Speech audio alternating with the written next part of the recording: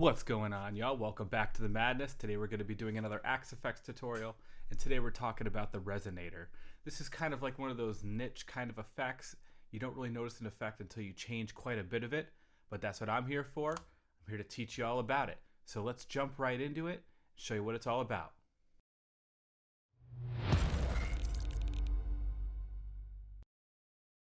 Alright, so here we are. Axe edit right here in the middle, me on the top right, notes on the bottom right. That's going to be explaining exactly all of the details of the Resonator block with the current blocks guide. So we see that I don't have a Resonator up yet, so I'll slap one in there real quick.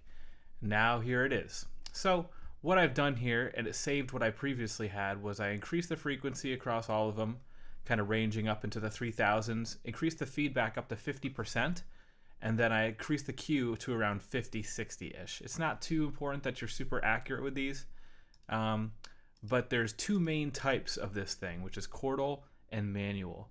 With the chordal, you'll have the option in the master mix to change what type of chord it is, and then the frequency right here. When you go to manual, that disappears. But instead, in here you get a frequency where you can be more creative with that, with the individual resonators. I'll go to chordal just for the sake of showing you it, because I don't think there's many people out there that are actually explaining what's going on here.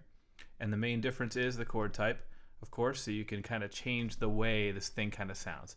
Now what I recommend doing is going to the frequency here, setting an LFO, and then maybe the LFO is just going to pan through this 0 through about 5,000, right? Now it's going to have like a phase shifting kind of effect, right? So now we can go in here and change the feedback on these individually if you want. Increase this up to 50, and then maybe the Q up a little bit. And then you can change the filter location, whether or not it's pre-block or post-block. That's what these do. So the Q is basically, it's the width of the filter. Like I mentioned before, if you want to check out my filter guide, get more input on that, that's exactly what that's all about. So how wide is your filter? And each of these resonators is really kind of a band filter. So we can go post, see what that sounds like real quick for you.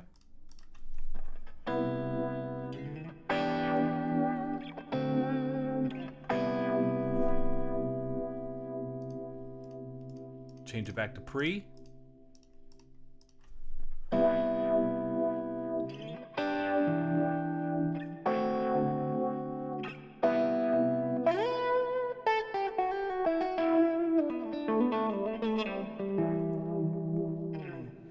So that's what that's doing.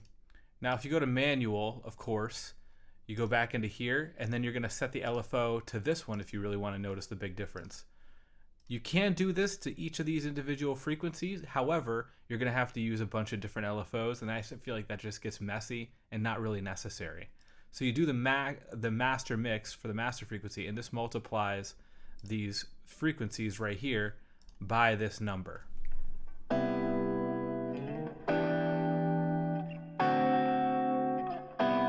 Now if you notice, when I go back to chordal and I select these different chord types,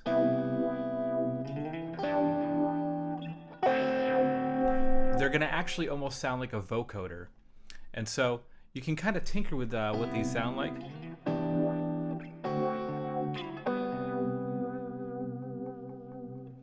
So that's what's going on here. All right, so now let's talk about the knobs real quick now that you've seen a brief overview of what's going on. So I'll go back to manual. Frequency is the frequency of the filter that's being applied. The feedback is how much feedback it's sending back. So you can see over here, it goes through into the delay, sends it back through here. That's your feedback. How much of that signal is being sent back through the delay.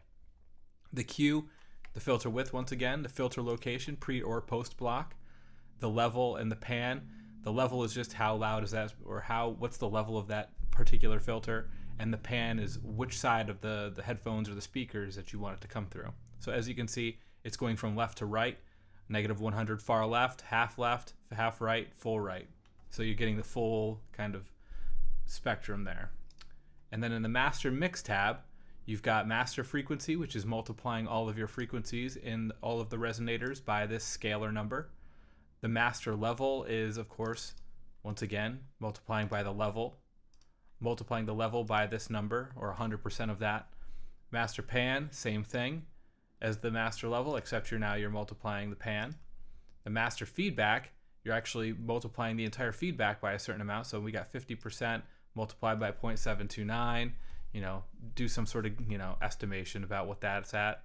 And then master Q multiplies the Q value by that number. So 3.27. So it'd be the equivalent of me just multiplying everything by whatever number.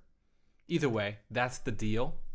And that is exactly pretty much all of it. Aside from right here, you can do stereo or mono. Now, I definitely recommend messing with this mix because the mix makes it way more obvious what's going on. And this applies to every effect that you use, every block inside of Axe Effects. The mix is going to make that effect stand out significantly more the higher it is. So most people set this around like 25% or so.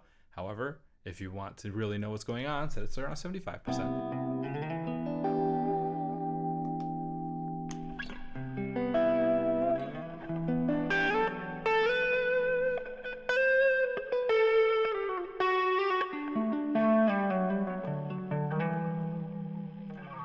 That's really it. This is the Resonator in a nutshell.